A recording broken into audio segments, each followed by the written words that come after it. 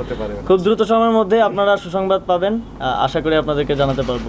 স্থিতাবস্থা তৈরি হয়েছে, পদগুলো শূন্য হয়ে গেছে কিংবা দায়িত্বশীলরা নেই, তাদের সাথে আমরা বসে দ্রুত সময়ের মধ্যেই সেই ফেডারেশন বা স্পোর্টস সংক্রান্ত যারা কাজ করছেন দীর্ঘদিন ধরে তাদেরকে দিয়ে আবার সেগুলো পুনর্গঠন করার উদ্যোগ নেই। বিশ্বকাপের ব্যাপারটা হচ্ছে এটা আয়োজন করতে পারা আমাদের জন্য একটা ভালো ল্যান্ডমার্ক হবে, যেহেতু বাংলাদেশ একটা খারাপ সময়, একটা সংকটকাল করছে।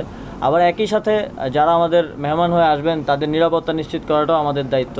তো এই সব কিছু বিবেচনায় এটা তো শুধুমাত্র স্পোর্টস মিনিস্ট্রির মধ্যে আর নেই, এটা স্টেট ম্যাটার। তো ডক্টর মোহাম্মদ ইউনূস স্যার আছেন, আরও আমাদের স্বরাষ্ট্র উপদেষ্টা নতুন নিযুক্ত হয়েছেন। তো সবার সাথে আলোচনার ভিত্তিতে এই বিষয়ে আমরা একটা সিদ্ধান্ত নিব। আইসিসির সাথে আমাদের কমিউনিকেশন চলমান আছে, প্রক্রিয়াধীন আছে, দ্রুতই আপনাদেরকে এই বিষয়ে একটা সিদ্ধান্ত আমরা জানাতে পারবো আশা করি।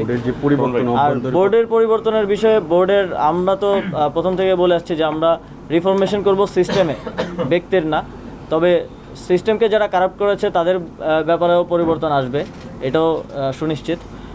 তবে আমরা বোর্ডের পরিবর্তনের ক্ষেত্রে মনোযোগ দিচ্ছি বোর্ডের যেই কনস্টিটিউশন আছে, যারা নতুন দায়িত্বে আসবে কিংবা পাবে তাদেরকে সেই কনস্টিটিউশনে সেটাকে আরও ডেমোক্রেটিক করে গড়ে তুলতে হবে, এবং পাশাপাশি যে অনিয়ম দুর্নীতিগুলো এতদিন হয়েছে সেগুলোও প্রকাশ করতে হবে, যাতে বাংলাদেশ ক্রিকেট বোর্ডকে নতুনভাবে সাজানো যায়। শুধু ক্রিকেট বোর্ড না, বাফুফে সহ অন্যান্য যে ফেডারেশনগুলো আমাদের অধীনে আছে সবার ক্ষেত্রে আমাদের একই পরিকল্পনা। এক্সপার্টদের মাধ্যমেই প্রশিক্ষণ নিশ্চিত করার চেষ্টা করব।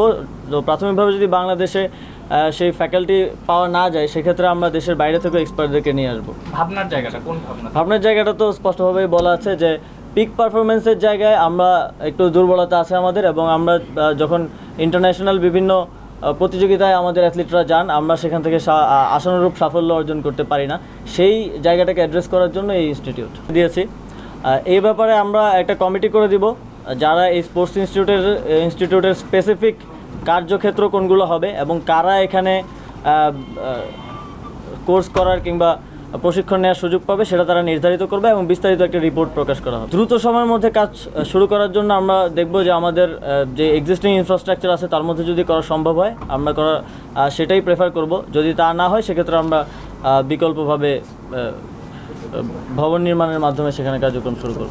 যারা স্পোর্টস মিনিস্ট্রিতে এতদিন ধরে কাজ করে যাচ্ছেন তারা যদি সহযোগিতা করে, তাদের সহযোগিতা আমি পেলে এটা খুব দ্রুতই যেই চ্যালেঞ্জগুলো আছে সেগুলো আমরা মোকাবেলা করতে পারবো, এবং অন্যান্য সেক্টরের থেকে আমার মনে হয় এখানে কাজ করাটা সহজ হবে, এবং আমরা খুব দ্রুতই আপনাদেরকে আমাদের সাফল্য এবং দৃশ্যমান যেই সফলতা সেটা দেখাতে পারবো। হ্যাঁ, অবশ্যই আমরা ইতিমধ্যে ক্রীড়াক্ষেত্রে যে অন্যায়, অনিয়ম এবং দুর্নীতির অভিযোগগুলো আছে, এবং এখনও আমি দেখতে পাচ্ছি আপনারা সেগুলো সার্চ করে অনেকেই বের করছেন এবং মিডিয়ায় প্রকাশ করছেন, এজন্য আপনাদেরকেও ধন্যবাদ জানাই।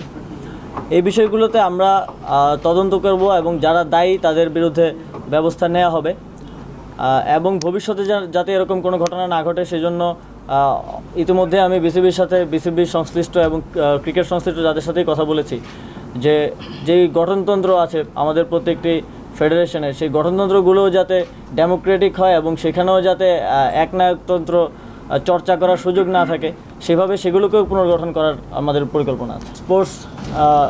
ইউথ অ্যান্ড স্পোর্টস মিনিস্ট্রির পক্ষ থেকে আজকে একটা নতুন অ্যানাউন্সমেন্ট এবং নতুন উদ্যোগ গ্রহণ করতে যাচ্ছি। তো সে বিষয়ে বলার জন্যই আজকে আপনাদেরকে আহ্বান করা হয়েছে। বাংলাদেশের ক্রীড়াঙ্গনে এক যুগান্তকারী সিদ্ধান্তের দ্বারপ্রান্তে আছি আমরা, যা এদেশের ক্রীড়াক্ষেত্রে প্রথম। শুধু তাই নয়, খেলোয়াড়, কোচ কিংবা ক্রীড়াঙ্গনের সাথে সম্পৃক্ত সকলের কাছেই তা হবে বিশেষায়িত এক স্থান, নিজেকে ছাড়িয়ে যাওয়ার উপলক্ষ এবং লক্ষ্য অর্জনের সহায়ক মাধ্যম। জাতীয় ও আন্তর্জাতিক পরিমণ্ডলে বাংলাদেশের ক্রীড়াবিদদের হাই পারফরমেন্স, ক্রীড়ার সামগ্রিক সফলতা অর্জন, ক্রীড়াবিদদের শারীরিক মানসিক সক্ষমতা বৃদ্ধি, ক্রীড়া কৌশল ও নেতৃত্ব গুণের উন্নয়ন তথা সামগ্রিক উন্নয়নের মাধ্যমে জাতীয় গৌরব অর্জনের লক্ষ্যে যুব ও ক্রীড়া মন্ত্রণালয়ের উদ্যোগে সেন্টার অফ এক্সিলেন্স স্লোগানে বাংলাদেশে প্রথমবারের মতো নির্মিত হতে যাচ্ছে বাংলাদেশ স্পোর্টস ইনস্টিটিউট। বাংলাদেশের ক্রীড়াক্ষেত্রে আন্তর্জাতিক মানসম্পন্ন দক্ষ ক্রীড়াবিদ তৈরি এবং আন্তর্জাতিক পর্যায়ে উচ্চ ফলাফল অর্জনের ক্ষেত্রে বাংলাদেশ স্পোর্টস ইনস্টিটিউট জাতীয় ও আন্তর্জাতিক পর্যায়ের খ্যাতনামা স্পোর্টস প্রতিষ্ঠানের সাথে কার্যকর কোলাবোরেশনের মাধ্যমে বিশেষায়িত স্পোর্টস সেবা ও অবকাঠামোগত সুযোগ সুবিধা প্রদান করবে। ইউকে, ইউএসএ, চীন, ফ্রান্স সহ উন্নত রাষ্ট্রের স্পোর্টস এবং সায়েন্সের মেলবন্ধনে যে ফলাফল এবং সাফল্য তারা অর্জন করেছে তা দেশের মাটিতে নিশ্চিত করাই হবে বাংলাদেশ স্পোর্টস ইনস্টিটিউটের অন্যতম লক্ষ্য। বাংলাদেশ স্পোর্টস ইনস্টিটিউটের মিশন ও ভিশন বাস্তবায়নের ক্ষেত্রে সম্ভাব্য অন্তর্ভুক্তিযোগ্য সেবাসমূহের মধ্যে রয়েছে খেলোয়াড় ও অ্যাথলিটদের পারফরমেন্স উন্নয়নে sports biomechanics unit, sports psychology unit, performance nutrition unit, sports leadership unit সহ performance innovation unit. High intensity গেমের ক্ষেত্রে ব্যক্তিগত পারফরমেন্স ও টিম পারফরমেন্স উন্নয়নে sports performance data unit, sports medicine unit, high performance care unit. Operational services আওতায় থাকবে physical conditioning unit, sports physiotherapy unit এবং tissue therapy unit. আন্তঃসংস্থা নেটওয়ার্ক ও কোলাবোরেশনে প্রাধান্য পাচ্ছে স্পোর্টসের জন্য জাতীয় এবং আন্তর্জাতিক পর্যায়ে পাবলিক প্রাইভেট একাডেমিয়া নেটওয়ার্ক স্থাপন। বিশেষায়িত শিক্ষা ও গবেষণা কার্যক্রমে যোগ হবে গুরুত্বপূর্ণ এবং সায়েন্টিফিক সব বিষয়, যার মধ্যে রয়েছে sports biomechanics, sports psychology, exercise physiology, sports medicine, sports science, PGD in sports science সহ আরও বিশেষায়িত কার্যক্রম। উপরোল্লিখিত বিষয়ে লক্ষ্যে পৌঁছানো সেবার মান নিশ্চিত করা এবং কাঙ্ক্ষিত ফলাফল পেতে বাংলাদেশ স্পোর্টস ইনস্টিটিউটে যুক্ত হবেন দেশ এবং দেশের বাইরের এক্সপার্টগণ। দ্রুততম সময়ে আমাদের এই প্রকল্প বাস্তবায়ন হবে এবং আমরা বিশ্বাস করি এদেশের ক্রীড়াঙ্গনে মানুষের জন্য আশীর্বাদ হয়ে আসবে Bangladesh sports institute centre of excellence. ক্রীড়াক্ষেত্রে বিকল্প কর্মসংস্থান, যেটা একটা আমাদের দেখা যায় আউটসোর্স করতে হয় স্পোর্টস মার্কেটিং থেকে শুরু করে অনেকগুলো বিষয়, সেগুলোর জন্য প্রশিক্ষণ দেওয়ার জন্য এই স্পোর্টস ইনস্টিটিউট কাজ করবে এবং ফেডারেশনগুলোর সাথেও আমরা খুব দ্রুত সময়ের মধ্যেই বসে তাদের বর্তমান অবস্থা এবং অনেকগুলো ফেডারেশনে আপনারা জানেন যে যারা দায়িত্ব পালন করে আসছিলেন অনেকগুলোতে অনুপস্থিত, সে বিষয়ে আমরা সিদ্ধান্ত নিব। আমাদের অনেক ইনফ্রাস্ট্রাকচার আছে এবং ডিপার্টমেন্ট আছে যেগুলো এখন তেমনভাবে সক্রিয়ভাবে রান করছে না আর কি।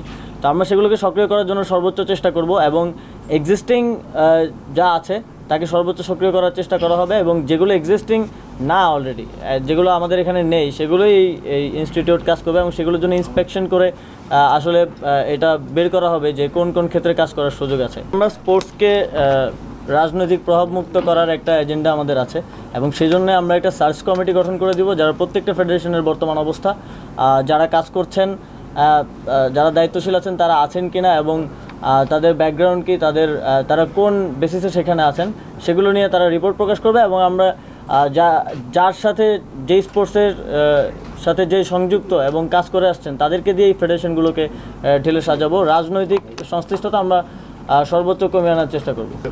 খুব দ্রুত সময়ের মধ্যে আপনারা সুসংবাদ পাবেন, আশা করি আপনাদেরকে জানাতে পারবো।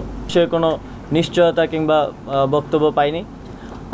এই বিষয়ে আমরা আলোচনা করছি বিভিন্ন স্টেক হোল্ডারদের সাথে, ক্রিকেট সংগঠক, সাবেক ক্রিকেটার, এ বিষয়ে একটি ভালো সমাধানে পৌঁছানোর জন্য এবং নারী ক্রিকেট বিশ্বকাপের বিষয়টিও এখনও প্রক্রিয়াধীন আছে। এ বিষয়ে আমরা আইসিসি সহ আরও যারা বডি আছে সবার সাথে আলোচনা করার মাধ্যমে একটি সিদ্ধান্তে পৌঁছাবে এবং আপনাদেরকে অবগত করব। Last 3 questions.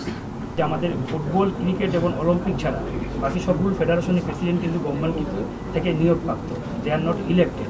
এখন ম্যাক্সিমাম ফেডারেশন দেখা যাচ্ছে কোন ফেডারেশনে